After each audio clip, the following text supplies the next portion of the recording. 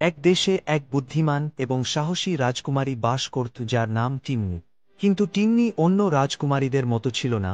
সে শুধু সুন্দর পোশাক পরা এবং রাজকীয় নাচের অনুষ্ঠানে যাওয়া রাজকুমারী ছিল না, তার একটি গোপন রহস্য ছিল।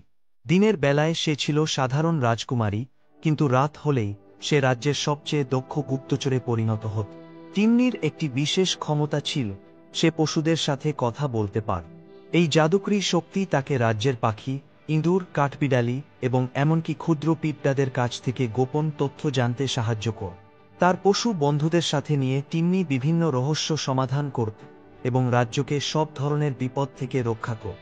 কিন্তু রাজ্যের কেউ, এমনকি রাজা এবং রানীও তার এই গোপন রহস্য জানত না।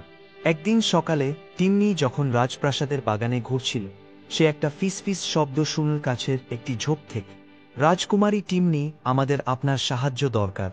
ছোট্ট একটি ইঁদুর তার দিকে ছুটে এসে ব্যস্তভাবে বলল। তার নাম মেলো, টিম্নির বিশ্বস্ত সঙ্গী, যে প্রায়ই তাকে সবচেয়ে গুরুত্বপূর্ণ সংবাদ এনে দিত। কি হয়েছে মেলো? টিম্নি জিজ্ঞাসা করল, নিচু হয়ে তার কথা মনোযোগ দিয়ে শুনতে লাগল। একটি ভয়ানক ষড়যন্ত্র চলছে। আজ রাতে কেউ রাজভাণ্ডার থেকে আলো ক্রিস্টাল চুরি করার পরিকল্পনা করছে, মেলো বল। আলো ক্রিস্টাল ছিল রাজ্যের সবচেয়ে মূল্যবান ধন। এটি রাজ্যে জাদু ছড়িয়ে দিত, যার ফলে ফসল ফলত, নদী বইত এবং আকাশ পরিষ্কার থাক।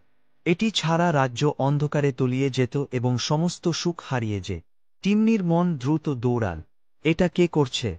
আমরা নিশ্চিত নই, কিন্তু বনের পশুরা শুনেছে যে এক রহস্যময় ব্যক্তি পুরনো টাওয়ারের কাছে অন্ধকার ছায়াদের সাথে কথা বলছি। তারা গোপন সুড়ঙ্গ দিয়ে ঢোকার পরিকল্পনা করেছে। মেলো ব্যাখ্যা কর। টিম্নি জানত যে তাকে দ্রুত কাজ করতে হবে। যদি আলো ক্রিস্টাল চুরি হয়ে যেত, রাজ্যের বড় ক্ষতি হত। সে দ্রুত তার ঘরে ফিরে গেল, যেখানে তার গোপন গুপ্তচর সরঞ্জামগুলি লুকানো ছিল, রাজ্যের একটি মানচিত্র, একটি জাদুকরী চাদর যা তাকে অদৃশ্য করে দিত, এবং তার ভাগ্যবান কম্পাস যা তাকে সবসময় বিপদের দিকে নির্দেশ করত। সে চাদরটি পরে নিল এবং মেলোকে সাথে নিয়ে পুরনো টাওয়ারের দিকে রওনা হল। বনের ভেতর দিয়ে যাত্রা ছিল নির্জন ও ভুতুড়ে। গাছেরা বাতাসে ফিসফিস করছিল, আর চাঁদের আলোতে অদ্ভুত ছায়া পড়ছিল মাটি। কিন্তু টিম্নি ভয় পায়নি। সে আগেও অনেক বিপদের মুখোমুখি হয়েছে, আর তার পশু বন্ধুরা তার সাথে থাকলে সে জানত যে যে কোনো বিপদ সে সামলে নিতে পারে। তারা যখন পুরনো টাওয়ারের কাছে পৌঁছাল, টিম্নি কিছু নড়াচড়া দেখতে পেল। অন্ধকার পোশাক পরা একটি মানুষ টাওয়ারের দরজার সামনে হাঁটছিল, নিজের সাথে কথা বলছি। টিম্নি আর মেলো ধীরে ধীরে ঝোপের আড়ালে লুকিয়ে কাছাকাছি গেল। আমাকে অবশ্যই ওই ক্রিস্টাল পেতে হবে, লোকটি বলল। এটা ছাড়া আমি রাজ্যের শাসক হওয়ার জন্য আমার মন্ত্র শেষ করতে পারব না। এটা ছিল এক জাদুক। টিম্নি তাকে চিনতে পারল। তার নাম ছিল মরকার, একজন নিষ্ঠুর জাদুকর যাকে রাজ্য থেকে বহিষ্কার করা হয়েছিল অনেক বছর আগে রাজাকে উৎখাত করার চেষ্টা করার জন্য। টিম্নির মনের ভিতর ঝড় উঠল। মরকার ছিল শক্তিশালী এবং তাকে সরাসরি মোকাবিলা করা সম্ভব ছিল না। তার একটা বুদ্ধি করতে হবে।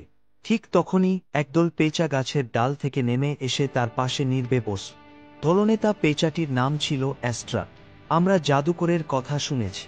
আমরা সাহায্য করতে পারি, অ্যাস্ট্রা শান্তভাবে বল। আমাদের তীক্ষ্ণ চোখ রয়েছে, যা সবচেয়ে ছোট জিনিসও দেখতে পা।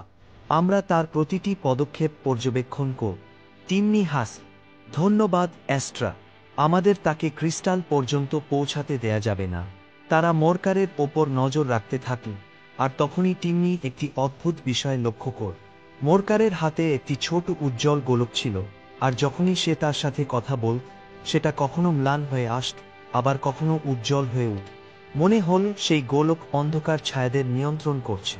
যদি আমরা ওটা নিতে পারি, তাহলে মরকার আর ছায়াদের ডাকতে পারবে না, আর আমরা ক্রিস্টালকে রক্ষা করতে পারব। টিম্নি ফিসফিস করে মেলোকে বল। পরিকল্পনাটা ঝুঁকিপূর্ণ ছিল, কিন্তু টিম্নি ধীর ছিল। সে পেঁচাদের সংকেত দিল। পেঁচারা মরকারকে বিভ্রান্ত করতে থাকল, আর টিম্নি তার অদৃশ্য চাদর পরে চারপাশ দিয়ে ঘুরে যেতে লাগ। মেলো এগিয়ে গিয়ে জোরে চেঁচামেচি করে মরকারের দৃষ্টি অন্যদিকে সরিয়ে দিল। অ্যাস্ট্রা দ্রুত নিচে নেমে এসে মরকারের হাত থেকে গোলকটি ফেলে দিল। টিম্নি লাফিয়ে গিয়ে সেটি মাটিতে পড়ার সাথে সাথেই তুলে নিল। অন্ধকার ছায়াগুলোর সাথে সাথে অদৃশ্য হয়ে গেল, আর জাদুকরটি অসহায় হয়ে পড়ল। না! মরকার চিৎকার করে উঠল, বুঝতে পেরে যে তার পরিকল্পনা ব্যর্থ হয়েছে। এর আগেই সে কিছু করতে পারে, পেচারা তাকে ঘিরে ধরল, আর টিম্মি অদৃশ্য চাদরের আড়ালে থেকে গোল্ডটি ব্যবহার করে তাকে জাদুতে আটকে দিই। আমরা সফল হয়েছি, মেলো খুশিতে চিৎকার কর। টিম্মি হাসল এবং গোল্ডটি তার পকেটে রাখ। চলো এটা রাজভাণ্ডারে ফিরিয়ে রাখি আর ক্রিস্টালকে সুরক্ষিত রাখি।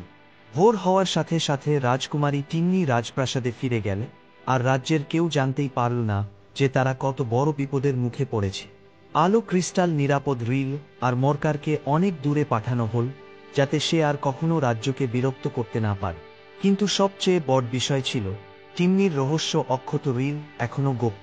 আর রাতের দীর্ঘ অভিযানের পর বিশ্রাম নিতে শুয়ে টিম্মি জান যে কোন নতুন চ্যালেঞ্জ এলে সে আবারও প্রস্তুত থাকবে। শেষমেশ সে শুধু রাজকুমারী নয়, সে ছিল গুপ্তচর রাজকুমারী টিম্মি, রাজ্যের সাহসী